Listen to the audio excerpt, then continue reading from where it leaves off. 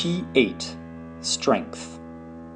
Teth, th, as in the, also t, value 9, means snake, symbol of what has been known among occultists for ages as the serpent power. This was what Moses typified by his brazen image in the wilderness. It is the astral light of Eliphas Levi, the force designated in theosophy by the term Fohat. It is cosmic electricity, the universal life principle, the conscious energy which takes form as all things and builds everything from within. The control of this energy in its subhuman forms by mental means is the primary secret of practical occultism. The serpent also symbolizes secrecy, subtlety, and wisdom. Thus, in the allegory of Genesis, the tempter is a snake, and the devil is called, quote, the old serpent, end quote. This serpent power is the source of illusion, and thus the father of lies. Yet, when it is overcome, it becomes the instrumentality of salvation. Again, because the ancients observed that serpents cast their skin, the snake was taken to be a type of reincarnation, regeneration, and immortality. Taste is the sense, and digestion the function, assigned to Teth by Kabbalists. Literally, digestion is feeding, and this recalls the familiar serpent biting its own tail, which we have seen in the picture of the magician. The serpent power feeds on itself. That is, it is self-sustaining. Scientifically, this is correct. The sum total of the universal conscious energy remains ever the same. It enters into various forms of expression, and these feed on one another. Hence the serpents on the caduceus, or wand of Hermes, represent this law of endless transformation and conversion. North above, the direction assigned to Teth, is represented on the cube of space by the upper boundary of the northern face, which is the point of junction between that face and the top of the cube. This line connects the upper points of the line northeast and the line northwest. These are the lines corresponding respectively to key 4, the Emperor, and key 11, Justice. The northern face of the cube is represented in tarot by key 16, the Tower, symbolizing the planet Mars and the fiery activity which has for its most obvious manifestation the disintegration of forms. In digestion, the first step is the breaking up of food by mastication, followed by further disintegration in the chemistry of the stomach and the intestines. This disintegrating activity, under the conscious self-direction of the mental states typified by Mercury and the magician, above, is the basis of practical work in occultism. Until one is wise enough to select and digest the proper sorts of food, he is not ready to experiment with the higher laws of control which enable adepts to perform their mighty works. Corresponding to it, based on the principle expressed in the Hermetic axiom as above so below, is right selection and assimilation of mental food. Leo, the lion, a fixed sign of fiery quality, is attributed to the letter Teth. Leo is ruled by the sun, key 19. It governs the sides, back, heart, and spinal column. It is the sign attributed in Hebrew occultism to the tribe of Judah. The astrological symbol for Leo resembles a serpent, and the sign governing the spine is thus related to the nerve currents directed upward through the spinal centers in the practice of yoga. In modern astrology, Leo is said to be the sign of the exaltation of Neptune, key 12, the Hanged Man. The color assigned to Leo is yellow. Its musical tone is E natural. Intelligence of the secret of all spiritual activities, or intelligence of the secret of works, is the mode of consciousness attributed by Kabbalists to Teth. Here it should be borne in mind that all activities are spiritual, in the literal sense of spirit, as the cosmic life breath. Part of the secret is the law that all forces and activities whatsoever are transmutations and conversions of the one conscious energy. Other phases of this law will be touched upon in our analysis of the symbols of Key 8. Strength, the title of Key 8, is sometimes given as force, and occasionally, but incorrectly, as fortitude. It is courage, only as courage is derived from conscious knowledge of the law typified by the symbolism.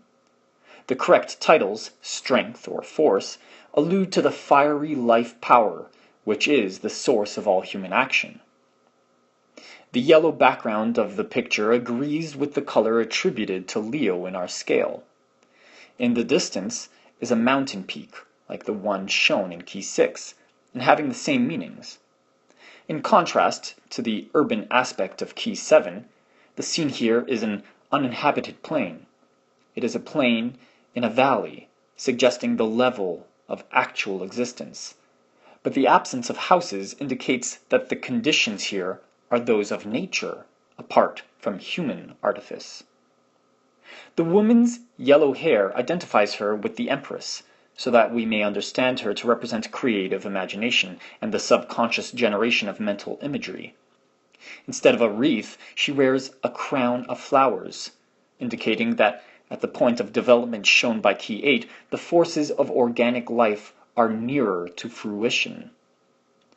Over her head is the same horizontal 8 that hovers over the head of the magician. It has the same meanings.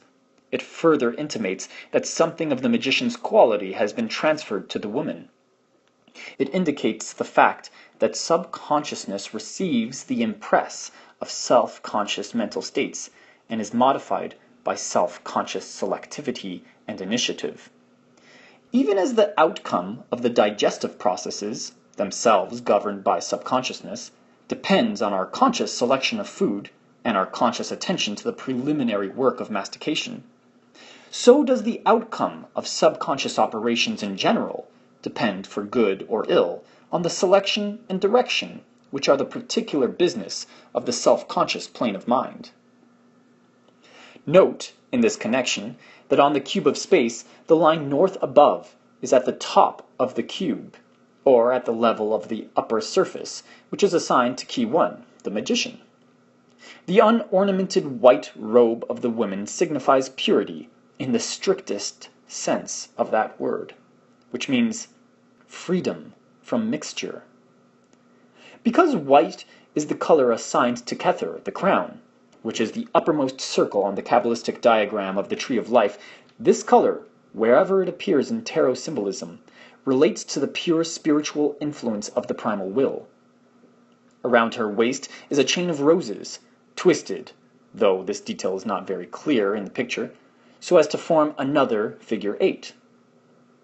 And Dr. Waite says the woman leads the lion by this chain of flowers. It signifies artistic adaptation, chain, of desire, roses. When we learn how to weave our desires together into a chain, rejecting all desires which are incompatible with our main purpose, and coordinating those we do decide upon as fitting to our purpose, we shall be able to make wonderful applications of creative imagination to the control and direction of the serpent's power. The lion, as king of beasts, represents all subhuman forces, all subhuman expressions of the cosmic vital electricity. The king stands for all his subjects. His color refers to the alchemical red lion, symbol of sulfur, purified and sublimated by its amalgamation with mercury. This is exactly the idea hinted at by the attribution of north above to this key, inasmuch as the alchemical sulfur has to do with a fiery electromagnetic potency common to the sun, ruler of Leo, and to Mars, north. And this potency is directed by self-consciousness, Mercury, above. The lion also confirms the attribution of key 8 to Leo. You will remember that some mention of this was made in chapter 3. The woman tames the lion. In Dr. Waite's version, she shuts his mouth. In this, the BOTA version, reproduced herewith, as in all the older versions, she opens it. This is preferable, since to open the mouth is to make articulate, to give speech to, and whatever has the power of speech is assimilated with humanity and impressed by human thought. When we assimilate the hostile, destructive, dangerous, wild forces in nature to the uses of mankind, we add to those forces the quality of human consciousness. Thus, electricity, the flaming thunderbolt tamed and modified by man, is now, as Eliphas Levi predicted, what gives to human speech a, quote, universal reverberation and success, end quote. The meaning of the picture should now be plain. The great secret is the law that subconsciousness is at all times in control of every subhuman manifestation of cosmic energy. The extent of this control is far greater than is usually supposed. Every force in nature, down to those of the inorganic mineral kingdom, is within range of this subconscious direction. Actually, it is because of this that man is able to extend his dominion over the forces of his environment, even to the point where he may bring into actual manifestation chemical elements which, so far as we are able to determine from spectroscopic analysis of the stars, exist nowhere but on this planet. Neptunium and plutonium, the elements brought into active manifestation by atomic fission, are truly thought-born. Their genesis began with self-conscious mathematical analysis of the properties of matter. This analysis was then made the basis of imagination and invention. The new elements began their existence in man's mind, and became actual things in the external world as the result of mind-directed and mind-conceived works of man. Even greater things than these are possible for the adept who has mastered his own emotions and desires. Subconsciousness always directs the activities of the subhuman forces of nature. This is true whether the action of those forces be hostile or friendly to man. Subconsciousness, in turn, is always amenable to impressions, originating at the self-conscious level of mentation. What matters, therefore, is the kind of patterns we set. Our mental patterns are determined by self-conscious interpretation of experience. Let observation and attention, the magician, be faulty, superficial, negative, or fearful, and the resulting sequence of subconscious reactions is bound to be destructive. Then the spoken word and unuttered speech of thought, the chariot, will be vehicles for a destructive pattern, and we shall set wild beasts at our own vitals. Change the pattern, and you change the result. Make it accurate, profound, courageous, positive. Then you tame the lion, and he becomes your servant. This, indeed, is the secret of all spiritual activities, the secret of strength, the secret of ultimate mastery. Your personal application of this secret to your own life will change everything for the better. Carry it further into all your social relations, and you will become one of that increasing number of builders of a new, free world that shall realize the glory of the eternal splendor of the limitless light.